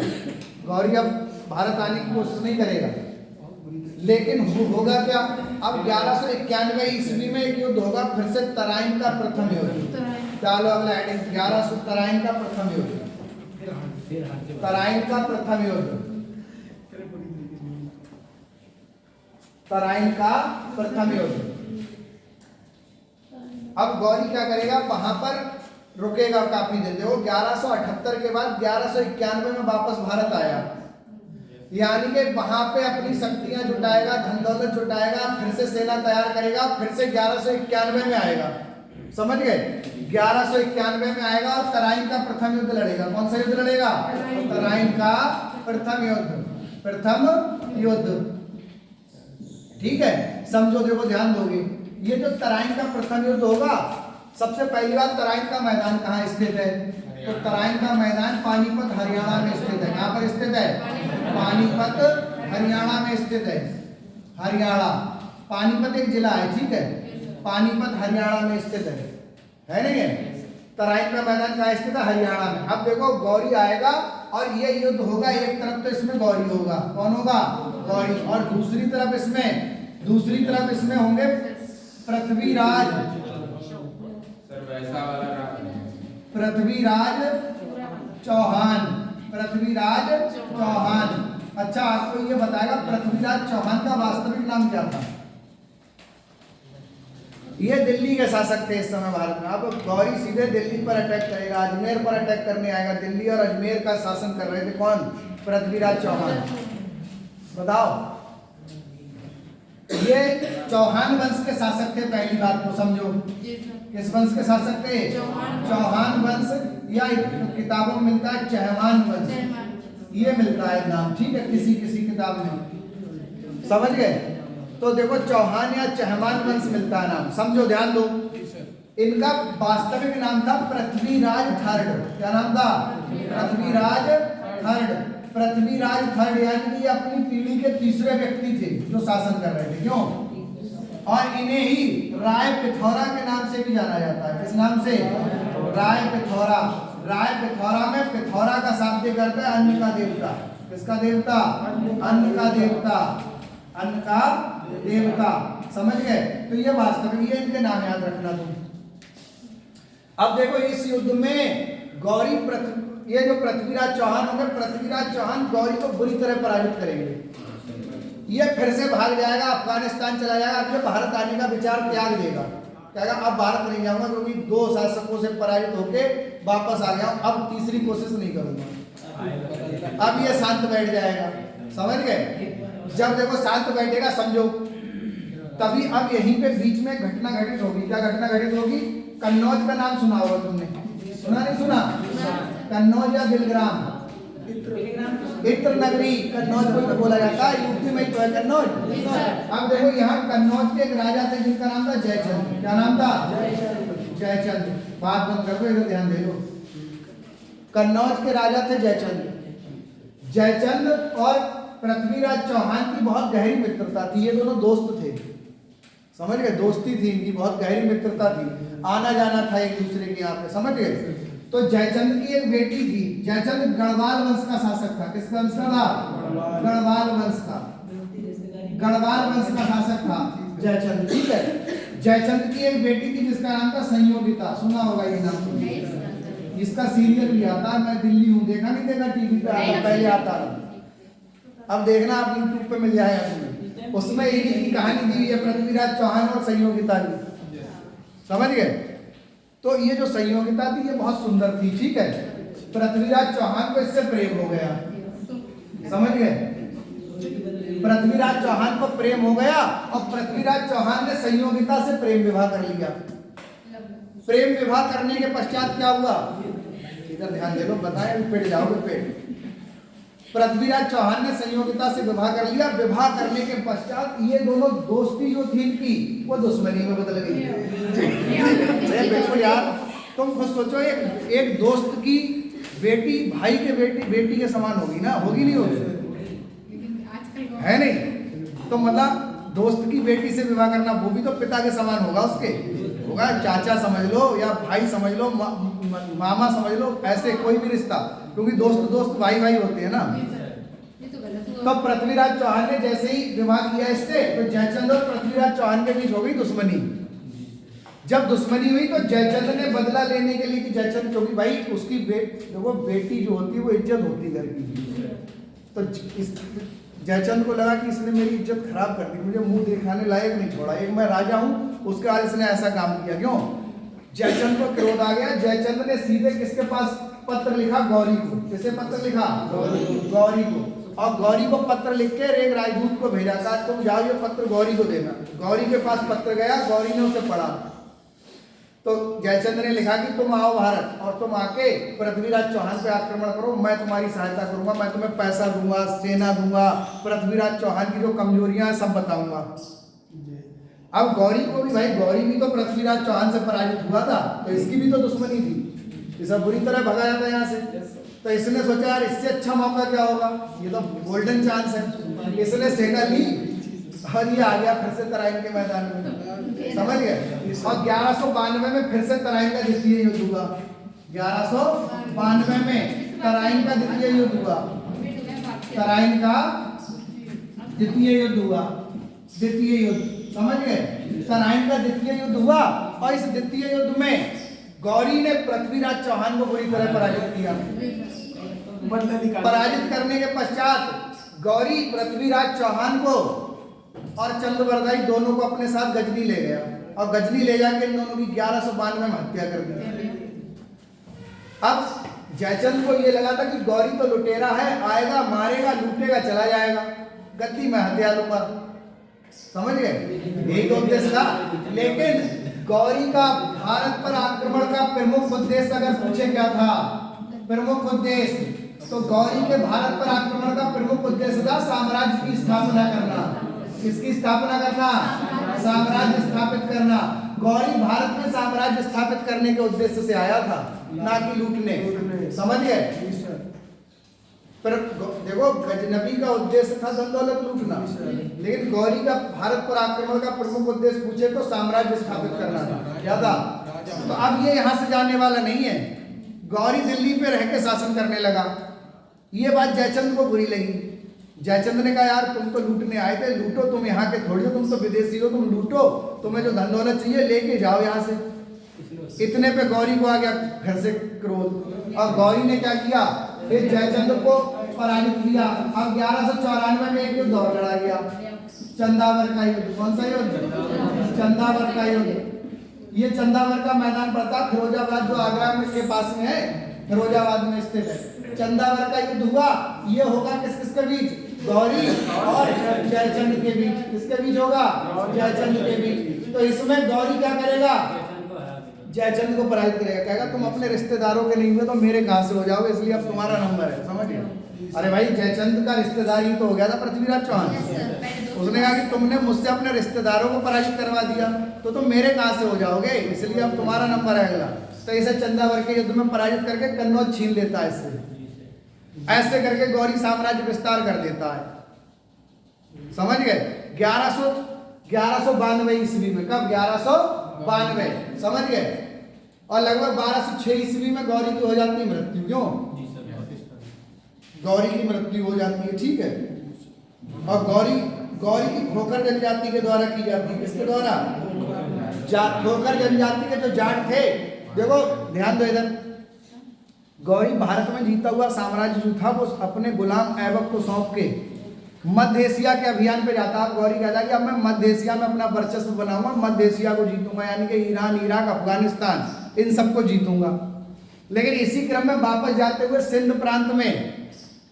सिंध प्रांत में खोखर जनजाति के द्वारा, खोखर जनजाति का कोई जाट था, उसने जहर से बुझी हुई तलवार से इसकी क्या कर दी? हत्या कर दी। किसकी हत्या की थी? गजनबी की नहीं की थी यार, वो गलती हो गई थी, पता है क्या? एक तो इनका एक जैसा लगता है सब, तो इसलिए किसी का कहीं पे हो जाता है। फिलहाल कोई दिक्कत नहीं है, अब सही है। तो ऐसे करके 1206 में गौरी की मृत्यु हो जाती है। गौरी की मृत्यु के पश्चात अब दिल्ली सल्तनत का प्रारंभ होगा। किसका प्रारंभ होगा? दिल्ली सल्तनत पढ़ेंगे अब हम। क्या पढ़ेंगे? दिल्ली सल्तनत। तो ये समझ आ गया तुम्हारे। 1191 में भारत आया, तराइन का पहला युद्ध हुआ और पृथ्वीराज चौहान ने इसे पराजित किया, वापस चला गया। फिर क्या हुआ मैंने तुम्हें बताया, बीच में घटना घटित हुई। पृथ्वीराज चौहान और जयचंद की मित्रता थी। जयचंद की बेटी थी संयोगिता। संयोगिता से पृथ्वीराज चौहान को प्रेम हो गया, इन दोनों ने प्रेम विवाह कर लिया, जिससे जयचंद और गौरी की दुश्मनी हो गई।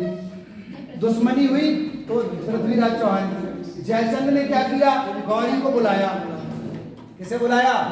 गौरी को। गौरी आया और गौरी ने तराइन के द्वितीय युद्ध में 1192 में गौरी को बुरी तरह, पृथ्वीराज चौहान को बुरी तरह पराजित कर दिया। पराजित करने के पश्चात दोनों को ले गया गजनी, चंदबरदाई को भी और इन्हें पृथ्वीराज चौहान को, वहां ले जाके दोनों की हत्या कर दी। हालांकि इनकी मृत्यु के बारे में बहुत सारी अफवाहें हैं। हाँ बोलो, क्या है संयोगिता का क्या हुआ? संयोगिता के बारे में कुछ नहीं है, वो चंदबरदाई ने लिखी है। कौन सी पुस्तक बताओ? चंदबरदाई की पुस्तक का नाम क्या? पृथ्वीराज रासो। क्या नाम है? पृथ्वीराज रासो। ये पृथ्वीराज रासो में ये सब उल्लेख मिलता है। किसमें उल्लेख मिलता है? पृथ्वीराज रासो में। लेकिन पृथ्वीराज रासो का लास्ट में अधूरी रह गई थी।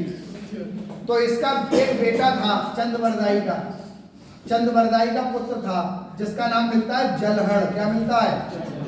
इस जलहड़ ने इसको पूरा किया है, पृथ्वीराज रासो को। किसे? पृथ्वीराज रासो को। पृथ्वीराज रासो में संयोगिता और पृथ्वीराज चौहान की कहानी का उल्लेख किया गया है। और पृथ्वीराज चौहान की वीरता का उल्लेख किया गया। ठीक है, समझ गए। ये हिंदी साहित्य का प्रथम महाकाव्य कहा जाता है इसे। हिंदी साहित्य का प्रथम महाकाव्य, ये क्वेश्चन पेपर में आया हुआ है। हिंदी साहित्य का प्रथम महाकाव्य, प्रथम महाकाव्य, प्रथम महाकाव्य कहा जाता है, समझ गए। तो ये गौरी खत्म कर दिया मैंने। चलो लिखो, मैंने खत्म नहीं किया, चैप्टर खत्म हो गया। गौरी तो बहुत पहले खत्म हो चुका है। चलो लिखो, बोले क्या हेडिंग आई थी बताओ। नारायण का द्वितीय युद्ध,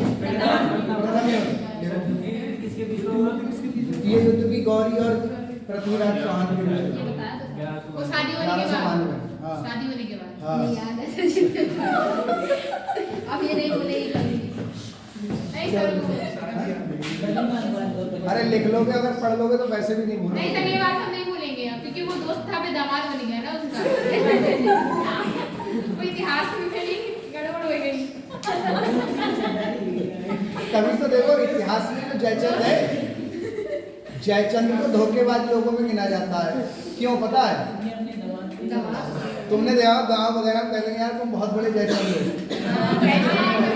तो वो इसीलिए कहते हैं क्योंकि जयचंद ने ही गौरी को बुलाया और दिल्ली पे अधिकार करवा दिया, है नहीं? अरे आपस में घर में दुश्मनी थी, आपस में भी निपट लेते क्यों? लेकिन पृथ्वीराज चौहान शक्तिशाली था, जयचंद को मारता पूरी तरह से, इसलिए इन्होंने भाजी का सहारा लिया। क्यों? ससुर को मारता अपने।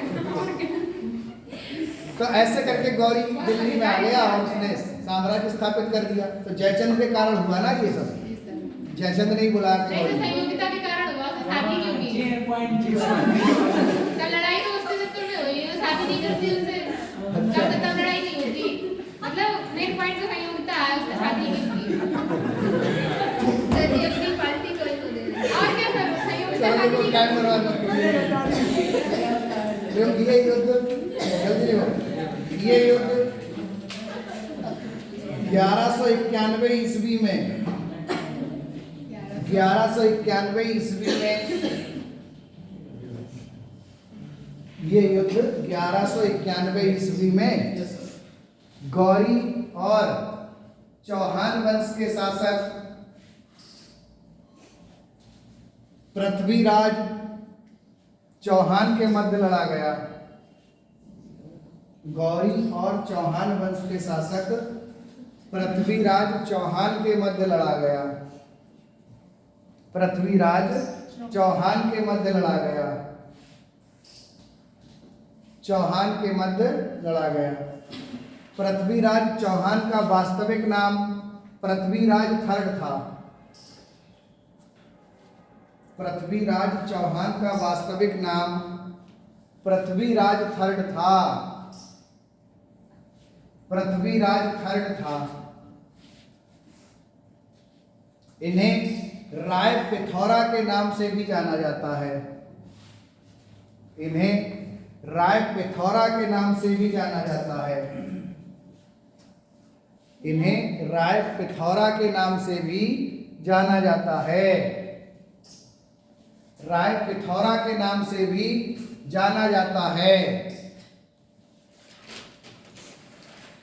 राय पिथौरा के नाम से भी जाना जाता है, जिसका शाब्दिक अर्थ है अन्न का देवता, अन्न का देवता। ये क्वेश्चन पैट के पेपर में आया हुआ है, इससे पहले जो पैट हुआ था अभी हुआ, उससे पिछले वाले में ये वाला आया हुआ है। राय पिथौरा में पिथौरा का शाब्दिक अर्थ क्या है? तो अन्न का देवता। क्या है? जिसका शाब्दिक अर्थ है अन्न का देवता। इस युद्ध में, इस युद्ध में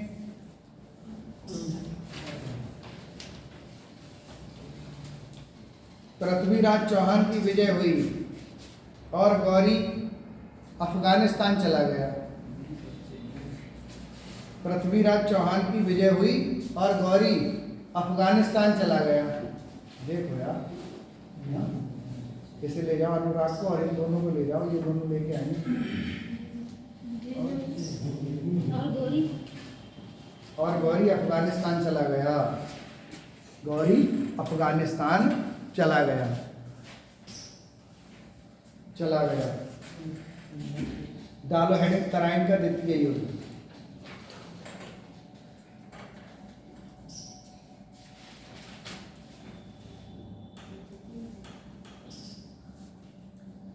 तराइन का द्वितीय युद्ध लिखो डैश करके। ये युद्ध गौरी और पृथ्वीराज चौहान के मध्य लड़ा गया। ये युद्ध गौरी और पृथ्वीराज चौहान के मध्य लड़ा गया। गौरी और पृथ्वीराज चौहान के मध्य लड़ा गया। इसके लिए कन्नौज के शासक जयचंद ने गौरी को आमंत्रित किया था। इसके लिए कन्नौज के शासक जयचंद ने गौरी को आमंत्रित किया था। कन्नौज के शासक जयचंद ने गौरी को आमंत्रित किया था। इस युद्ध में गौरी ने पृथ्वीराज चौहान को पराजित कर दिया। इस युद्ध में गौरी ने पृथ्वीराज चौहान को पराजित कर दिया। गौरी ने पृथ्वीराज चौहान को पराजित कर दिया। पृथ्वीराज चौहान को पराजित कर दिया और 1192 ईस्वी में गजनी ले जाकर उनकी हत्या कर दी। 1192 ईस्वी में गजनी ले जाकर हत्या कर दी। 1192 ईस्वी में गजनी ले जाकर हत्या कर दी। गजनी ले जाकर हत्या कर दी। हत्या कर दी। बुझलिए? अब ध्यान दो, देखो एक चीज और बत समझो। ये जो तराइन का द्वितीय युद्ध हुआ था, इसी में एक प्रसिद्ध सूफी संत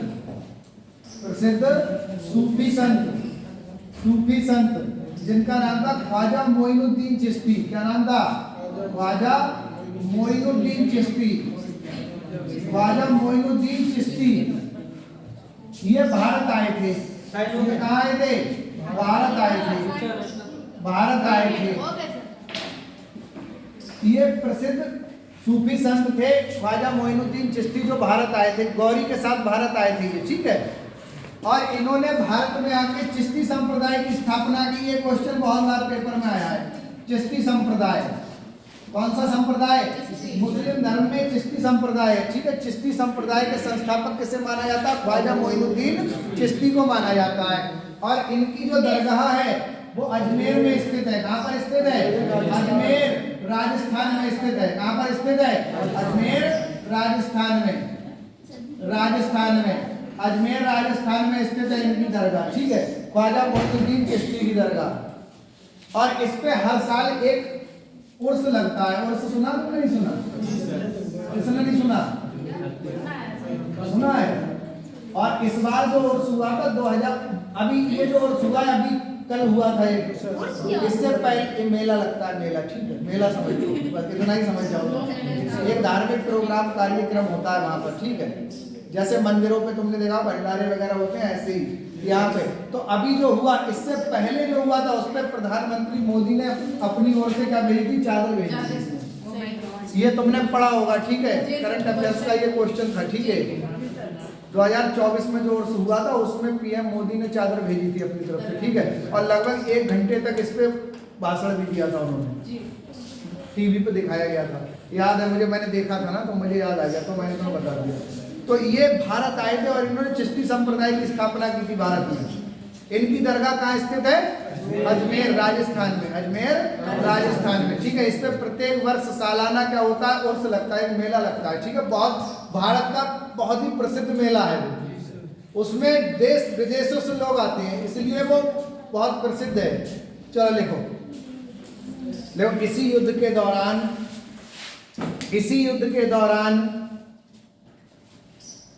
युद्ध के दौरान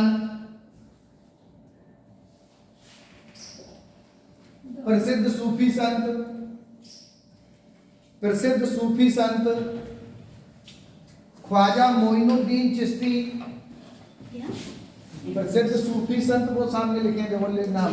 प्रसिद्ध सूफी संत ख्वाजा मोइनुद्दीन चिश्ती भारत आए थे। ख्वाजा मोइनुद्दीन चिश्ती भारत आए थे।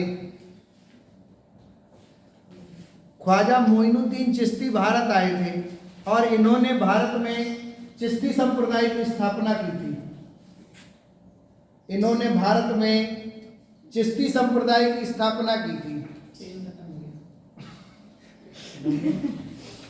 चिश्ती संप्रदाय की स्थापना की थी।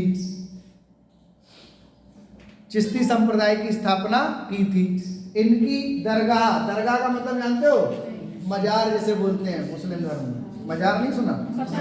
मजार को ही दरगाह बोलते हैं, मतलब वो कब्र पे बना दिया जाता है, मकबरा समझ लो। सही है। इनकी दरगाह अजमेर के राजस्थान में स्थित है। इनकी दरगाह अजमेर के राजस्थान में स्थित है। अजमेर के राजस्थान में स्थित है। लिख लिया? अजमेर के राजस्थान में स्थित है। डालो अगला हेडिंग, चंदावर का युद्ध। जल्दी, अभी नहीं हुआ, जल्दी लिखो, जल्दी तेजी से। अभी 5, 6, 11, 12 मिनट है, जल्दी लिखो। अजमेर, हाँ सॉरी, राजस्थान के अजमेर में। सही कर लेना, राजस्थान का जिला है अजमेर। जी सर। उल्टा बोल दिया, अजमेर सुना है। उल्टा बोल दिया का हटा दो, या का हटा दो। अजमेर राजस्थान। अजमेर राजस्थान में, बस ऐसे कर दो। सर हमने वही लिखा। ठीक, ले वो हेडिंग डालो, चंदावर का युद्ध। जल्दी, चंदावर का युद्ध हेडिंग डालो जल्दी। चंदावर का युद्ध हेडिंग डाल सकते हैं। और लिखो डैश करके, ये युद्ध, ये युद्ध हेडिंग वो सामने लिखा चंदावर का युद्ध। जयचंद बा ये युद्ध 1194 ईस्वी में, 1194 ईस्वी में, ये युद्ध 1194 ईस्वी में गौरी और जयचंद के मध्य लड़ा गया था। गौरी और जयचंद के मध्य लड़ा गया था।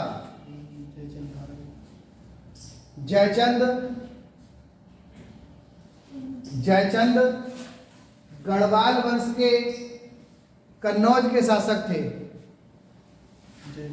जयचंद गढ़वाल वंश के कन्नौज के शासक थे।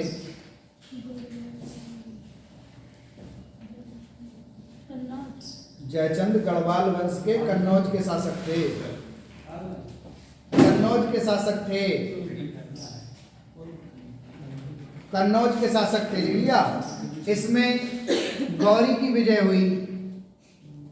गौरी की विजय हुई। चंदावर का मैदान फिरोजाबाद में स्थित है। इसमें गौरी की विजय हुई। चंदावर का मैदान फिरोजाबाद में स्थित है। फिरोजाबाद की इटावा। इटावा नहीं, फिरोजाबाद के आसपास है यार। देखो, फिरोजाबाद, इटावा, ये सब है अड़ोस पड़ोस में ही है ना सब। चंदावर एटा, इटावा, फिरोजाबाद, आगरा, ये सब वहीं पड़ोस में है सारे। फिरोजाबाद में स्थित है। लिख लिया?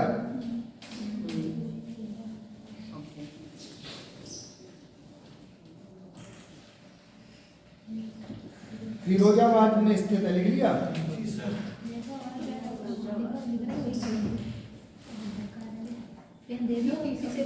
अब बात बंद करो, लिखो, बोले नई लाइन से लिखो। 1206 ईस्वी में, 1206 ईस्वी में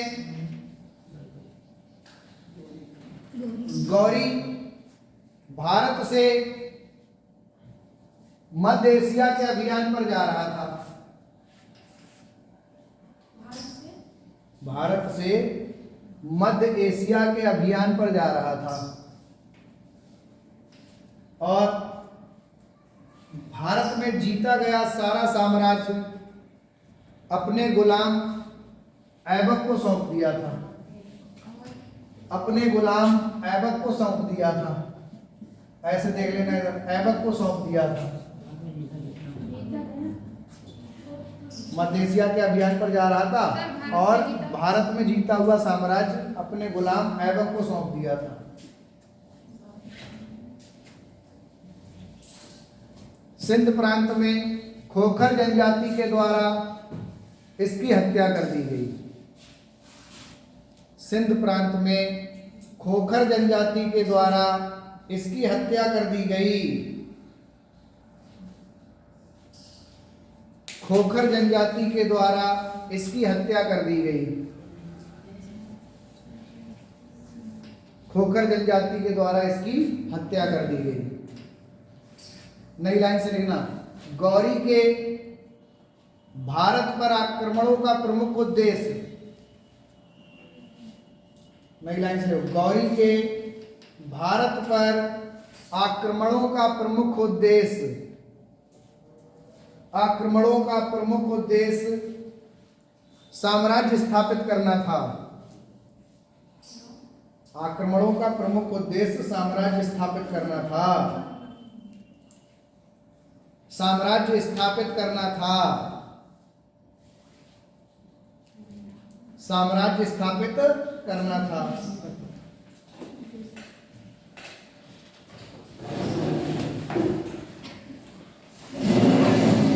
लिया? अब देखो नई लाइन से अभी रह गया है। देखो, गौरी के दरबारी वो पृथ्वीराज चौहान के दरबारी कवि का नाम चंद्रवरदाई था।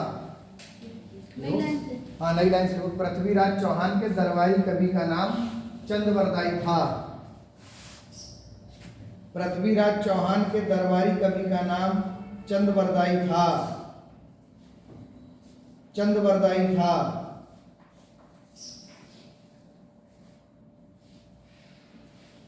चंद्रवरदाई था। इनके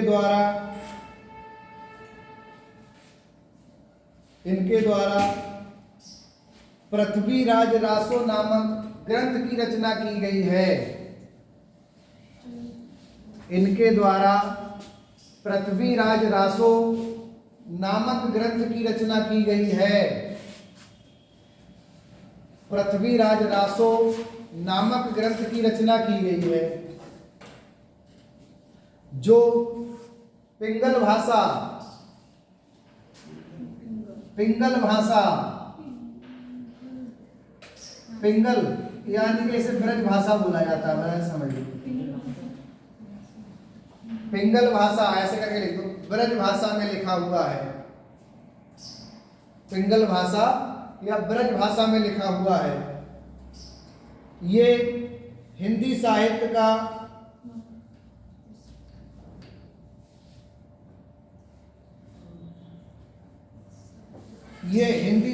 का प्रथम महाकाव्य है। इसमें पृथ्वीराज चौहान की वीरता का उल्लेख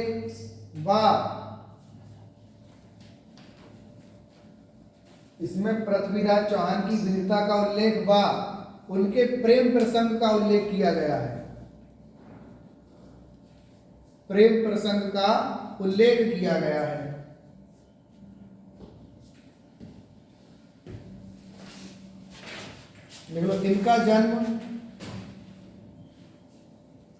इनका जन्म लाहौर में हुआ था। लाहौर में हुआ था। कभी गलत नहीं। हाँ, चंद्रवरदाई के जन्म की बात कर रहा हूँ। इनका जन्म लाहौर में हुआ था तथा इन्हें गौरी अपने साथ अफगानिस्तान ले गया था और 1192 में इनकी हत्या कर दी थी। तथा इन्हें गौरी अपने साथ अफगानिस्तान ले गया था। गौरी अपने साथ अफगानिस्तान ले गया था और 1192 में इनकी हत्या कर दी थी।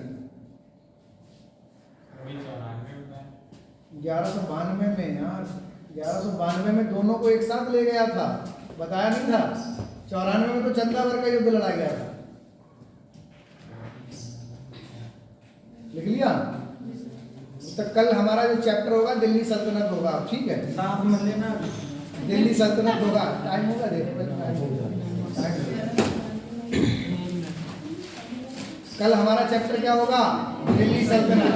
तो अगला हेड डालो तुम, दिल्ली सल्तनत। दिल्ली सल्तनत डालो। सांस रोक लो भैया, सांस सही रोक होगी। लो।